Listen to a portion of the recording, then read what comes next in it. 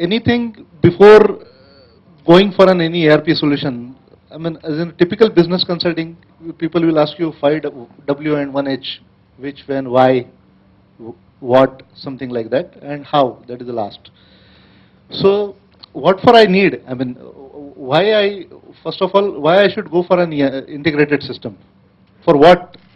Maybe I'm managing my business, the business is continuing, people are working, I'm able to get the kind of informations, my deliverables are getting mapped or getting matched. In spite of this, why organizations go for this kind of an integrated solution? So the main factors, there is a need in terms of what, that will come in next slide. Then why, that question is addressed. Second W question is what. When that why is answered, what is suitable for me, what product. Then second, who will implement for this. Third W, again, these are very typical kind of business consulting scenario. So every organization goes through this phase, and obviously everybody will go through this phase. Basically the need, can I manage the same growth, I mean, and the kind of scalability I'm looking at, say about 22 projects, new projects are in pipeline, and they are getting executed simultaneously, maybe in time lag of 3 to 4 months each later on.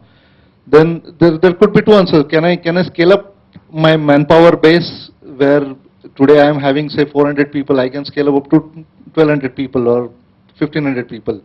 Practically that doesn't happen, or that these are not the solution.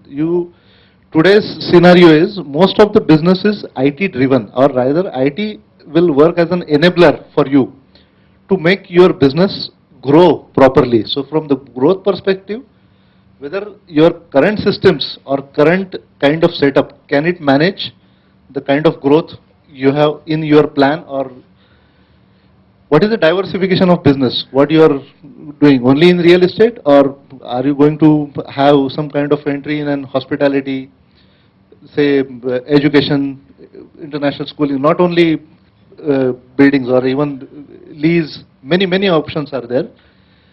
Again, multi-locations, my projects are multi-locations. As you rightly said, there is more of a paper-driven. So when we talk about paperless office, I would suggest it is a less paper office. That is the right terminology we should use. At some point of time, some papers cannot be eliminated. When it comes to government compliances and all this, you have to have, I mean, even for audit compliances, you have to have some papers. So the terminology gets ideally changed into a less paper office. It's not a paperless office. Multi-locations, then again, this is one of the important aspects, funding needs. When I am going for a big scale kind of growth expansion, there is some agency or there are some prime equities basically who will fund for my growth, or I will make some strategic alliances with them.